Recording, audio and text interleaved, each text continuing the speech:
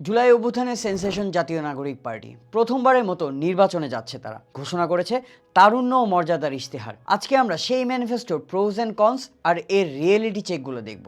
এনসিপির তারুণ্য ও মর্যাদার ইশতেহারে মোট 36টি পয়েন্ট আছে। পরিবেশ রক্ষা থেকে শুরু করে ট্রান্সপোর্টেশন, ফরেন পলিসি, কৃষি, শিল্প, আইটি রেভলিউশন সহ প্রায় সব ডাইমেনশনেই বড় বড় ধরনের পরিবর্তনের কথা বলা হয়েছে। কিন্তু আমার চোখে এই ইশতেহারের সবচেয়ে বড় প্রশ্নটা উঠে এসেছে এর ইকোনমিক ফিজিবিলিটি নিয়ে। ইশতেহারে যেসব সোশ্যাল সিকিউরিটির কথা বলা হচ্ছে সেগুলো অনেকটাই স্ক্যান্ডিনেভিয়ান দেশগুলোর আদলে তৈরি। অর্থনীতির একটা গুরুত্বপূর্ণ ইনস্ট্রুমেন্ট ট্যাক্স জিডিপি রেশিও। এর মানে হলো একটি দেশের মোট কর রাজস্ব মোট জিডিপির কত শতাংশ। স্ক্যান্ডিনেভিয়ান দেশগুলোর ট্যাক্স জিডিপি রেশিও কম বেশি 40% কাছাকাছি, আর বাংলাদেশের ক্ষেত্রে এই রেশিও 8%-এরও কম। এই অবস্থায় এরকম সোশ্যাল সিকিউরিটি কনস্ট্রাক্ট করা আসলেই কতটা বাস্তবসম্মত?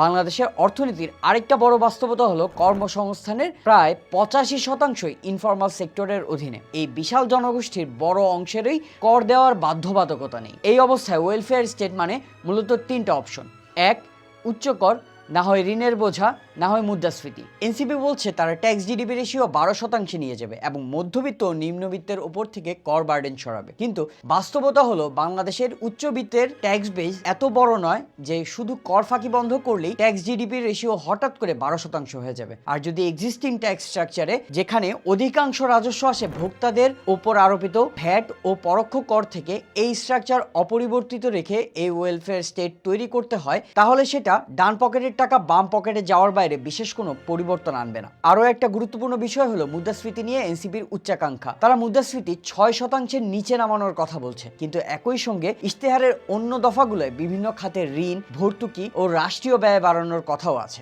এইখানেই একটা বেসিক কনফ্লিক্ট তৈরি হয়, কারণ অর্থনীতিতে যদি বড় আকারে টাকা ইনজেক্ট করা হয় তাহলে চাহিদা বাড়ে, আর চাহিদা বাড়লে মুদ্রাস্ফীতি কমে না। অন্যদিকে মুদ্রাস্ফীতি সত্যিকার অর্থে কমাতে গেলে রাষ্ট্রকে যেতে হয় কঠোর ব্যয় নিয়ন্ত্রণের পথে। এখানে অর্থনীতির আরেকটা পরিচিত ধারণা আছে, ফিলিপস কার্ভ। এই কার্ভ অনুযায়ী স্বল্প মেয়াদে মুদ্রাস্ফীতি কমাতে গেলে বেকারত্ব বাড়ার ঝুঁকি থাকে, আর বেকারত্ব কমাতে গেলে মুদ্রাস্ফীতি বাড়তে পারে। এই বাস্তবতায় দাঁড়িয়ে একই সঙ্গে দ্রুত বেকারত্ব কমানো এবং মুদ্রাস্ফীতি কঠোরভাবে নিয়ন্ত্রণে রাখার পরিকল্পনা স্বল্প মেয়াদে বাংলাদেশে বাস্তবায়নযোগ্য নয়, যদি না তার আগে বড় ধরনের সাপ্লাই সাইড সংস্কার আসে। কিন্তু শুধু সমালোচনা করলে পুরো ছবিটা দেখা হবে না, কারণ বাংলাদেশের রাজনীতিতে এত স্পষ্টভাবে সিস্টেম বদলানোর কথা খুব কম দলই বলে। এনসিপি বলছে সমস্যা সরকার নয়, সমস্যা পুরো রাষ্ট্র কাঠামো। বিচার বিভাগের স্বাধীনতা, নির্বাচনের বিশ্বাসযোগ্যতা, রাষ্ট্রীয় প্রতিষ্ঠানের জবাবদিহি, এগুলো স্লোগান না, এগুলো কাঠামোগত পরিবর্তনের দাবি। এই ইশতেহারে কৃষক, শ্রমিক, নারী, তরুণ তারা ফুটনোট না,